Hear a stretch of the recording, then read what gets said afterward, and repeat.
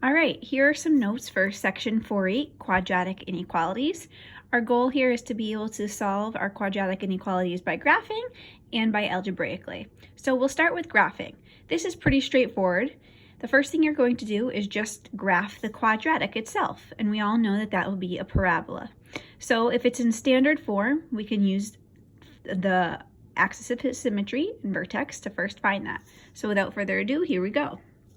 Our axis of symmetry will be x equals negative b over 2a, which in this case will just be negative 1.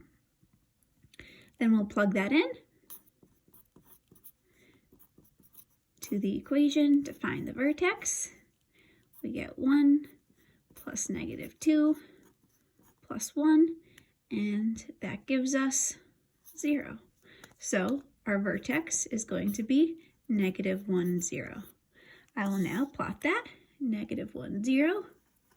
And because the a value of my equation is 1, we know that from this point I'll go up 1 over 1 on both sides, and then from the vertex up 4 over 2.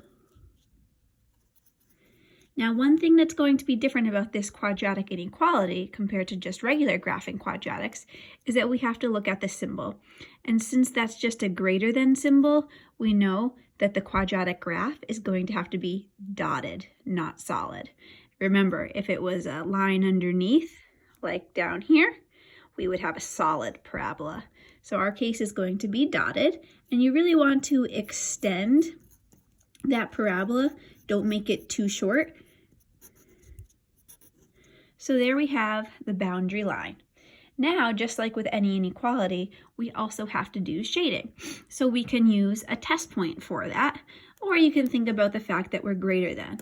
But if I use a test point, this time 0, 0 as a test point works because it's not on the parabola, I'll plug that in.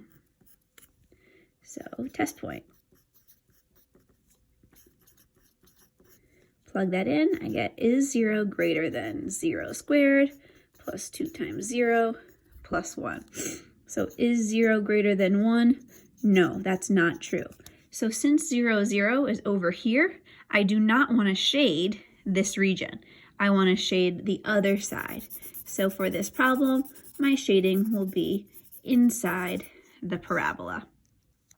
If it was outside, I would be sure to shade everywhere outside. Hope that makes sense for graphing quadratic inequalities.